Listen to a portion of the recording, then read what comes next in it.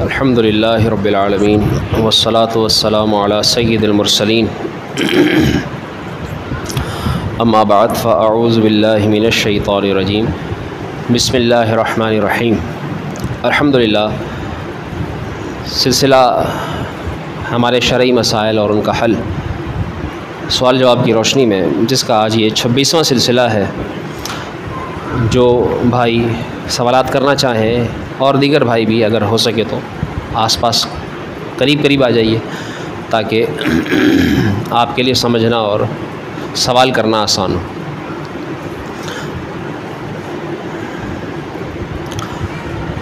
اولاً دو مسائل سے متعلق کچھ تصحیح سمجھ لیجئے، اس کو یا ازالہ سمجھ لیجئے کہ اول تو جو نماز میں شلوار یا پینٹ فولڈ کرنے سے متعلق مسئلہ ہے، جو میں نے پچھلے یا اس سے پچھلے درس میں ذکر کیا کہ کف ثوب جو مکروہ تحریمی ہے، تو اب بھی جو ہے وہ بہت سے لوگ اس مسئلے میں تذبذب کا شکار ہیں کہ فولڈ کرنی چاہیے یا نہیں کرنی چاہیے، اور فولڈ کرنے کی اجازت ہے یا نہیں، یا کر سکتے ہیں تو کس طرح، یا کر ہی نہیں سکتے تو اس کے بارے میں شرعی حکم کیا ہے۔ اول تو یاد رکھیے کہ پینچے فولڈ کس لیے کرتے ہیں لوگ؟ اس لیے کہ تاکہ یہ ٹخنے یہ کھول لیں۔ پہلے یہ سمجھ لیجئے کہ ٹخنوں کو کھلا رکھنا نماز میں یا نماز کے علاوہ بہر صورت یہ سنت ہے، بہر صورت یہ سنت ہے، یہ نماز کا فرض یا نماز کا واجب نہیں ہے۔ یعنی اگر کسی کے ٹخنے ڈھکے بھی رہے یوں نیچے تو اس کی نماز ہو جائے گی۔ پہلی بات سمجھ میں آ گئی۔ دوسری بات، ٹخنے جب چھپے ہوئے ہوں پائچے سے یا پینٹ سے، یہ حرام کب ہے؟ جب تکبر کی نیت سے ہو۔ اگر کوئی تکبر کی نیت سے اپنے پائچے لٹکاتا ہے یا تہبند اتنا بڑا چھوڑ دیتا ہے، کپڑا لٹکانا دراصل، تو اگر تکبراً ہے تو پھر یہ حرام ہے، پھر یہ نماز میں ہو یا ویسے ہو، بہر صورت حرام ہے۔ اب اس میں یہ بات ذہن میں رکھ لیجئے کہ دراصل عرب میں جب رسول اللہ صلی اللہ علیہ وسلم کا دور، تو اس دور میں کپڑوں کی تنگی ہوا کرتی تھی، لوگوں کے پاس کپڑے نہیں ہوا کرتے تھے،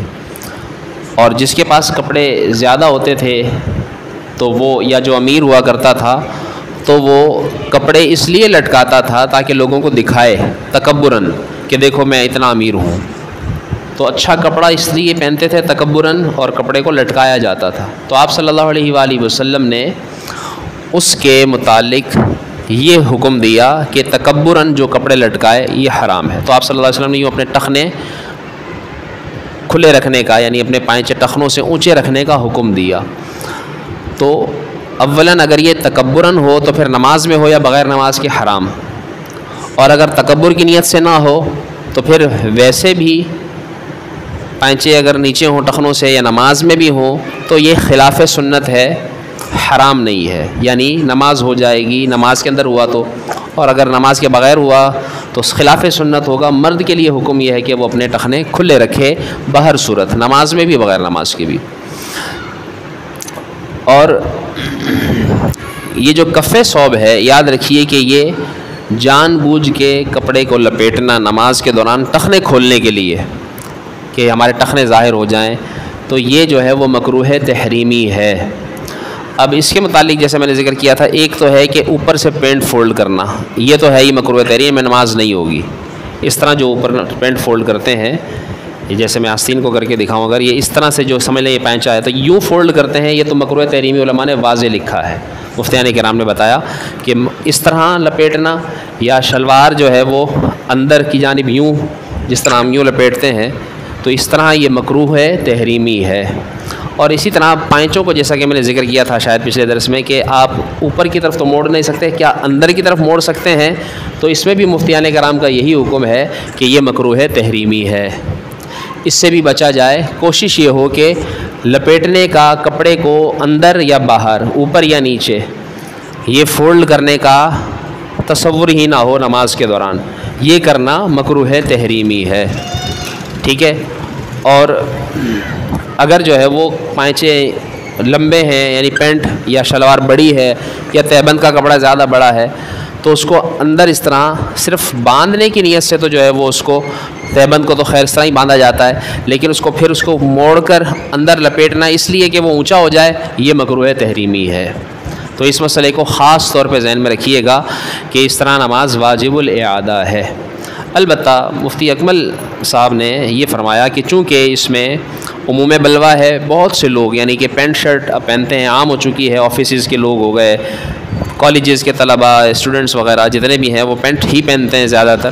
تو اب یہ عموم بلوہ ہو چکا ہے، تو اب جنہوں نے اس طرح فولڈ کر کے نماز پڑھ لی، کیا ان کو نماز دہرانے کا حکم دیا جائے گا؟ تو آپ نے فرمایا کہ اب ان کو جو ہے وہ نماز دہرانے کا حکم نہیں دیں گے، ان کی نماز چلیں، جو انہوں نے پڑھ لی وہ ادا ہو گئی، لیکن اب آئندہ وہ احتیاط کریں کہ اس طرح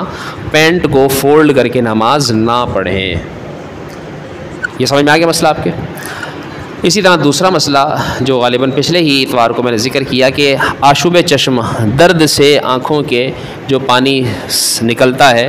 تو وہ میں نے کہا تھا کہ ناپاک ہے، ایسا ہی کہا تھا، ناپاک ہے، تو یہ مسئلہ ذہن میں رہے۔ اور اسی طرح وہ پانی اگر آنکھوں سے بہہ کر نہ نکلے، آنکھوں میں ہی رہے، جو آنکھ سے پانی ہے آنکھ میں ہی رہا، تب تو وضو نہیں ٹوٹے گا، لیکن اگر وہ بہہ کر نکل گیا، باہر آ گیا آنکھ سے، تو پھر اس سے وضو بھی ٹوٹ جائے گا۔ یہ مسئلہ بھی ذہن میں رکھیے گا کہ آشوب چشم سے درد کی وجہ سے جو پانی آنکھ سے نکلتا ہے وہ ناپاک بھی ہے، جس طرح پیشاب ناپاک ہے، اور اسی طرح اگر وہ بہہ کر آنکھ سے باہر آ گیا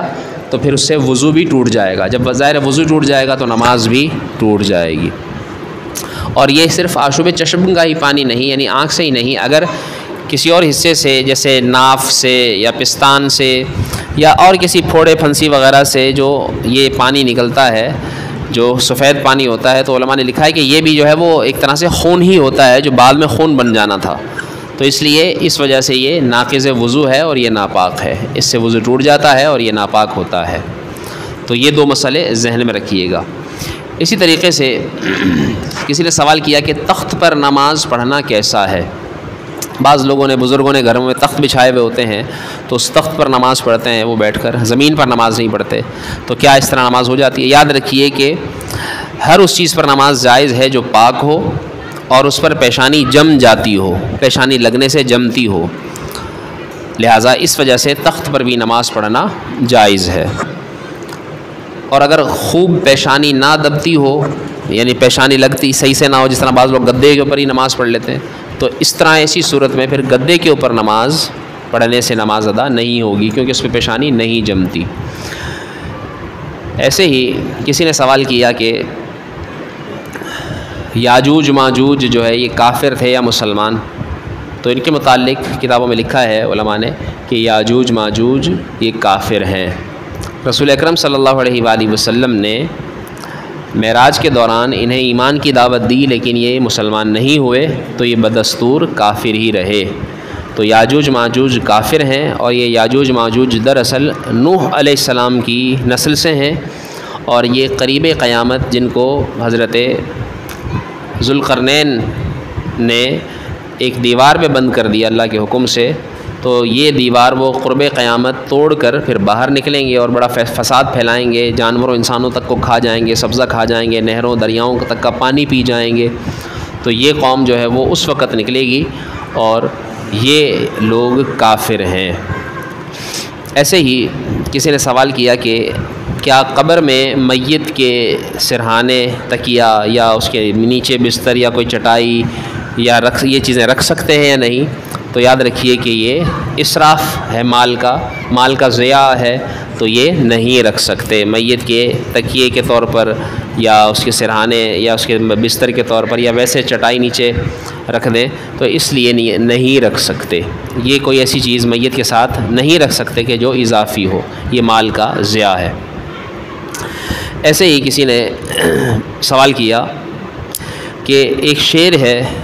بہت پڑھا جاتا ہے آج کل نعت خانوں جو ہے وہ عام ہیں، نعتوں میں بسا اوقات ایسے ایسے اشعار پڑھے جاتے ہیں، یا ویسی مشاعرہ بیٹھے بیٹھے، یا ویسی کوئی جو ہے وہ ایک طرز کے طور پر، یا ویسی اپنے کلام کے اندر باتوں میں اشعار پڑھے جاتے ہیں کہ جو بڑے عجیب قسم کے ہوتے ہیں، جیسے عرش والے میری توقیر سلامت رکھنا، فرش کے سارے خداؤں سے الجھ بیٹھا ہوں معاذ اللہ۔ تو یہ شعر اگر اس پڑھنے والے کا یہ اس کا مقصد ہو کہ فرش کے سارے لوگوں کو وہ خدا کہہ رہا ہے، تو پھر تو یہ کفر ہے، یہ اس فرش کے سارے خداؤں سے الجھ بیٹھا ہوں۔ تو ایسی صورت میں فرش کے لوگوں کو یعنی زمین والوں کو خدا کہنا یہ تو ظاہر کفر ہے سیدھا سیدھا۔ اور اگر اس کی مراد یہ ہے کہ یہ جو زمین والے ہیں وہ اتنے بااثر ہیں، طاقتور ہیں، خود کو ایسے سمجھتے ہیں کہ جیسے خدا ہیں، یعنی اپنے آپ کو یوں طاقتور سمجھتے ہیں، تو ایسے معنی سے بھی خود کو بچانا چاہیے۔ یعنی ایسے الفاظ، ایسے اشعار کہ جس میں ایسا معنی ہو کہ لوگ جو ہے وہ اس میں وہ معنی اپنے ذہن میں رکھ لیں جو معنی فاسد ہوتے ہوں، جو معنی فاسد کی طرف لے جاتے ہوں ذہن کو، تو ایسے اشعار کو نہیں پڑھنا چاہیے۔ کوشش یہ کی جائے کہ ایسے اشعار سے بچا جائے۔ ایسا شعر پڑھنے والے پر بغیر سوچے سمجھے جو ہے وہ کفر کا فتویٰ بھی نہیں لگایا جانا چاہیے کہ وہ کافر ہو گیا، اور گمراہی کا حکم بھی لگانے کی اجازت نہیں ہے کہ گمراہ ہے، خصوصاً جب پڑھنے والا مسلمان ہو۔ ظاہر سی بات ہے اس کے اوپر اس طرح کفر کا ڈائریکٹ فتویٰ نہیں لگا دیں گے، بلکہ اس کی مراد پوچھی جائے گی۔ اگر اس کو مراد معلوم ہو اور وہ صحیح مراد بتائے کہ وہ ایسی ہو جو کفریہ نہ ہو تو پھر تو ٹھیک ہے، لیکن اگر وہ مراد بھی ویسی بتائے تو پھر کفر کا حکم لگے گا اور اس کو توبہ کرنے کا حکم دیا جائے گا۔ ایک ایسا مرض ہے جو بسا اوقات جوانوں کو اور بسا اوقات جو ہے یہ بزرگوں کو بھی ہو جاتا ہے، یا نوجوانی میں بسا اوقات یہ مسائل زیادہ نوجوانوں کو پیش آتے ہیں۔ جریان دراصل یہ ایک ایسا مرض ہے کہ جس میں مریض کو شرمگاہ سے یعنی پیشاب گاہ سے رطوبت کی طرح لیس دار جو ہے وہ سفید پانی نکلتا ہے، اور اس سے جو ہے وہ بسا اوقات یہ سوتے ہوئے اگر ایسا ہو، یعنی سو کر اٹھا، تو پھر تو یہ جو ہے وہ احتلام مانا جائے گا، اور اس سے تو جو ہے وہ اس پر غسل فرض ہوگا۔ اور اگر جاگتے حالت میں ہے اور جاگتے ہوئے ویسے عموماً بیٹھا ہے اور اس پر کوئی شہوت نہیں، یعنی نارمل حالت میں ہے، تو پھر تو جو ہے وہ اس کا صرف وضو ٹوٹے گا۔ اور اگر کسی کو مرض ہے یہ، یعنی مرض یوں ہے کہ اس کو یہ پانی نکلتا ہی رہتا ہے اور اس طرح جاری رہتا ہے کہ اس کو اتنی مہلت بھی نہیں ملتی کہ جتنی مہلت میں وہ وضو کر کے کم از کم فرض ہی پڑھ لے، اگر اس کے اوپر اس طرح ایک نماز کا پورا وقت، مثال کے طور پر عصر سے مغرب کا نماز کا وقت ہے 1.25 گھنٹے کا، تو اس پورے 1.25 گھنٹے یعنی اس کو پورے 75 منٹ تک اتنا وقت بھی دوران نہیں ملا کہ وہ وضو کرتا اور فرض پڑھ لیتا، اور مسلسل اس کو بار بار یہ مرض رہا، بار بار یہ پانی ہوتا رہا اس طرح سے، تو پھر وہ مریض جو ہے وہ شرعی معذور کہلائے گا۔ اب جو ہے وہ ایسی صورت میں اب اسے اجازت ہوگی کہ وہ ایک ہی بار وضو کرے اور نماز پڑھ لے، اور اس وجہ سے اب اس کا وضو نہیں ٹوٹے گا۔ اور اب اس کو معذور شرعی سے نکلنے کے لیے بھی اسی طرح پوری نماز میں اسے یہ مرض اس طرح اس کے اوپر پوری نماز کے اندر، اگر پورے نماز کے وقت کے اندر ایک بھی مرتبہ یہ عذر نہ ہوگا تب جو ہے یہ معذور شرعی سے نکلے گا، ورنہ اگر پوری نماز کے وقت کے دوران اگر اسے ایک مرتبہ بھی یہ معاملہ امر ہوگا تو وہ معذور شرعی ہی رہے گا، اور اس عذر کی وجہ سے، اس مرض کی وجہ سے اس کے لیے صرف ایک ہی وضو کرنا ضروری ہوگا ایک نماز کے لیے۔ یعنی مثال کے طور پر اس نے عصر میں وضو کر لیا، اب نماز پڑھ لی اس نے، تو اب اس کو یہ عذر ہوتا بھی رہے گا تو اس کا وضو نہیں ٹوٹے گا۔ ہاں اگر کوئی اور عذر یعنی کوئی اور وضو ٹوٹنے کی وجہ پائی گئی، جیسے اس کی ریح خارج ہو گئی، تو اب وضو ٹوٹ جائے گا، اب اس کو وضو کرنا پڑے گا۔ اس مرض کی وجہ سے اس کا وہ ایک ہی وضو کافی ہوگا۔ اس کے بعد اس نے جیسے ہی نماز پڑھ لی، عصر کا وقت ختم ہو گیا، تو اب اسے نئی نماز کے لیے نیا وضو کرنا پڑے گا، پھر نیا وضو کرے گا اور وہ نماز پڑھے گا۔ اس عذر کی وجہ سے اس کا وضو نہیں ٹوٹے گا، وہ قرآن بھی پڑھ سکتا ہے، اس کے بعد اور نمازیں بھی پڑھ سکتا ہے۔ پھر جیسے عشاء کا وقت شروع ہوگا تو اسے نیا وضو کرنا پڑے گا اور پھر اس کی عشاء کی نماز وہ پڑھ لے اس طرح سے۔ تو اس کو کہتے ہیں عذر شرعی۔ اور یہ صرف جریان میں ہی نہیں بلکہ اور بھی دیگر مرض، جیسے کسی کو موشن اس طرح لگ گئے کہ اس کو مسلسل بار بار موشن ہو رہے ہیں، یا اس کو جو ہے وہ الٹیاں اتنی لگ رہی ہیں کہ بیٹھتا ہے پھر الٹی، پھر بیٹھتا ہے پھر الٹی، پھر بیٹھتا ہے پھر الٹی، یا اس کے کان سے خون نکل رہا ہے یا نکسیر آ رہی ہے، اتنا خون نکل رہا ہے کہ اس کو مہلت ہی نہیں مل رہی وضو کر کے۔ تو اس طرح کسی بھی ایسے عذر سے کہ جس سے وضو یا غسل فرض ہوتا ہو اور پھر وہ ایسا عذر اس کو بار بار ہو رہا ہے، بار بار ہو رہا ہے، ہر 2 منٹ میں، ہر 3 منٹ میں ہو رہا ہے، تو اس طرح جو ہے اس عذر کی وجہ سے وہ معذور شرعی مانا جاتا ہے، اور معذور شرعی کے یہ احکام جو میں نے ذکر کر دیے کہ اس عذر کی وجہ سے اس کا وضو نہیں ٹوٹتا۔ لیکن اس صورت میں اسے یہ احتیاط کرنا ضروری ہے کہ وہ مسجد میں نہ آئے، کیونکہ معذور شرعی کے ایسا معذور شرعی کے جس کی وجہ سے اس کی نجاست مسجد میں آنے سے اس کی وہ نجاست مسجد میں کو ناپاک کرے گی، تو پھر اس کے لیے مسجد میں آنا اس کو منع ہے، یعنی وہ جماعت بھی چھوڑ سکتا ہے، پھر وہ تنہا ہی نماز پڑھے گا، اس کو مسجد میں آنے کی اجازت نہیں ہے کہ اس کی وجہ سے مسجد ناپاک ہو۔ سوال یہ ہے کہ تہجد کے لیے سونا لازمی ہے؟ اول تو نماز تہجد کا وقت عشاء کے فرض پڑھنے کے بعد پھر آدمی نیند کر لے، اور نیند سے مراد وہ اتنا غافل ہو جائے کہ اسے کوئی آواز دے تو وہ جواب نہ دے، یا وہ جو ہے وہ اتنا غافل ہو جائے کہ اسے اپنے آس پاس کچھ ہونے کا معلوم نہ ہو، گویا کہ وہ غافل ہونے کی نیند گویا کہ سو جائے، پھر چاہے وہ 1 منٹ ہی کیوں نہ ہو۔ اور اگر جاگنے کی رات ہو، مسلسل پوری رات جاگ رہا ہے، تو پھر پوری رات جاگنے کی وجہ سے وہ تہجد اس کی نماز نہیں کہلائے گی، اس کی وہ نماز صلاۃ اللیل یعنی رات کے نوافل کہلائیں گے۔ تہجد کہلوانے کے لیے نیند کرنا ضروری ہے کہ فرض پڑھے گا، اس کے بعد وہ آرام کرے گا کچھ، یعنی نیند کرے گا، اور اس کے بعد پھر جو ہے وہ نماز اٹھ کر نماز ادا کرے گا۔ غیر مسلم کو دینی یا دنیاوی دعا دینا، غیر مسلم کو کہ یہ کیسا ہے؟ یاد رکھیے کہ غیر مسلموں کو مغفرت کی دعا دینا تو یہ ناجائز ہے، اور اگر کوئی حلال یعنی جائز سمجھ کر دے گا تو وہ کفر ہے۔ قرآن کریم میں اس کی تو وضاحت کے ساتھ ممانعت کی گئی ہے۔ قرآن کریم میں اللہ تعالیٰ نے ارشاد فرمایا ما کان للنبی والذین آمنوا ان یستغفروا للمشرکین، کہ نبی کے لیے بھی اجازت نہیں ہے اور مومنین کے لیے بھی اجازت نہیں ہے کہ وہ استغفار کریں یعنی بخشش کی دعا مانگیں مشرکین کے لیے، حتیٰ کہ ولو کانوا اولی قربا، حتیٰ کہ چاہے وہ ان کے قریبی رشتہ دار ہی کیوں نہ ہو، یعنی باپ بھائی وغیرہ ہی کیوں نہ ہو، اگر وہ کافر مشرک ہیں تو ان کے لیے مغفرت کی دعا نہیں کر سکتے، اور جائز سمجھ کر کرے گا تو کافر ہو جائے گا۔ اور ان کے لیے ویسے کوئی فائدے کی دعا دینا، جیسے اس کی ہدایت کی دعا کرنا، کوئی کافر ہے کہ یا اللہ اس کو ہدایت دے یعنی اس کو ایمان کی دولت دے، یا اگر وہ برائی میں پڑا ہے تو اس کے سدھرنے کی دعا کرنا، یا اس کو ویسے ہی جو ہے وہ سلام کرتے ہیں بس اوقات کافر یا غیر مسلم بد مذہب، تو ان کو ویسے ہی ان کے جواب میں والسلام کہہ دینا، تو اس کی اجازت علماء نے دی ہے۔ اس کے لیے بھی ہمیں دینی یا دنیاوی فائدے کی اس طرح کی دعا کر سکتے ہیں، بس مغفرت کی دعا دینا منع ہے۔ اسی لیے علماء نے لکھا ہے کتاب میں تفسیر روح البیان کے حوالے سے کہ کافر یا ذمی کو کسی دنیاوی معاملے میں دعا دینا درست ہے، اہل کتاب کو ان کے کسی احسان کے بدلے دعا دینا منع نہیں، کیونکہ ایک یہودی نے بھی نبی کریم صلی اللہ علیہ وسلم کے لیے ایک پیالہ دودھ نکالا تو آپ صلی اللہ علیہ وسلم نے اسے دعا دی کہ اے اللہ اسے جمیل کر، تو تقریباً 70 سال تک اس کے بال سیاہ رہے، یہ آپ صلی اللہ علیہ وسلم نے اس کو بھی دعا دی۔ غیر مسلموں کے لیے ایسی دعائیں کرنے کی ممانعت ہے جن کا تعلق فلاح دارین سے ہو، یعنی آخرت کی کامیابی سے اس کا تعلق ہو اس دعا کا، تو ایسی دعا اس کے لیے نہیں کر سکتے، یعنی مغفرت وغیرہ کی جیسے۔ باقی شفا امراض یا دنیا کی معمولی بھلائی جس کا تعلق انسانی مروت سے ہو یا ان کے لیے ہدایت کی دعا کرنے کی ممانعت نہیں ہے، وہ دعا ان کو دے سکتے ہیں۔ ایسے ہی جنازہ پڑھانے کی اگر کسی نے وصیت کی، یعنی کوئی یہ وصیت کرتا ہے کہ میرے مرنے کے بعد فلاں شخص یا فلاں علامہ صاحب میرا جنازہ پڑھائیں گے، تو کیا اس کی وصیت اس طرح وصیت کرنا جائز ہے؟ بعض لوگوں کی وصیت کرنے کی عادت ہوتی ہے،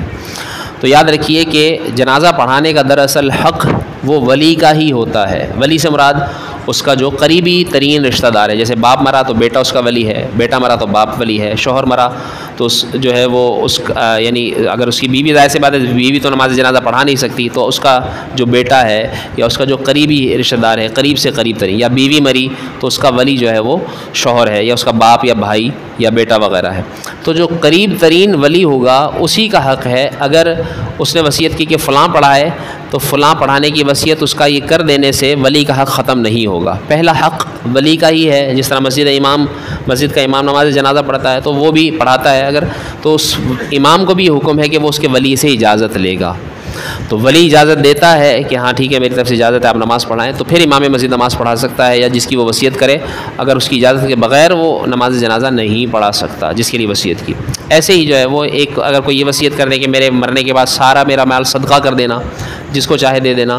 تو سارے مال کی صدقے کی بھی وصیت نہیں کر سکتے، صرف اتنا ہی مال یعنی ایک تہائی مال، مثال کے طور پر 9 روپے ہیں تو 9 روپے میں سے ایک تہائی 3 روپے بنے گا، 3 لاکھ ہیں تو 3 لاکھ میں سے ایک تہائی 1 لاکھ بنے گا، تو اس ایک تہائی کے اندر وہ وصیت کر سکتا ہے کہ اس میں تم یہ کر دینا کہ مدرسے میں دے دینا، مسجد میں دے دینا، فلاں کو دے دینا. تو ایسی صورت میں اتنے مال کی وہ وصیت کر سکتا ہے. سارے مال کو صدقہ کر دے، بھائی میرا جتنا مال ہے سارا اللہ کی راہ میں دے دینا، تو یہ ایسی صورت میں ورثاء کا حق ہے. تو ورثاء جو سارے کے سارے عاقل بالغ ہوں اور وہ اپنی خوشی سے پھر تقسیم ہو جانے کے بعد سارا مال اللہ کی راہ میں دے دیں تو وہ ان کی مرضی یا اتفاق رائے سے، وگرنہ اس کا سارا مال اللہ کی راہ میں نہیں دیا جائے گا، اس کی ایسی وصیت قابل عمل نہیں ہوگی، بلکہ تہائی مال میں اس کی وصیت کو پورا کیا جائے گا. ایسے ہی کسی نے سوال کیا کہ اگر کوئی شخص مسجد میں تلاوت قرآن یا ذکر اللہ میں مشغول ہو، جیسے بعض لوگ سنتیں پڑھ رہے ہوتے ہیں یا قرآن پڑھ رہے ہوتے ہیں رمضان میں خاص طور پر، تو بعض لوگ آتے ہیں پیچھے سے وہ سلام کرتے ہیں بلند آواز سے، السلام علیکم. تو اس طرح یہ سلام کرنا کیسا،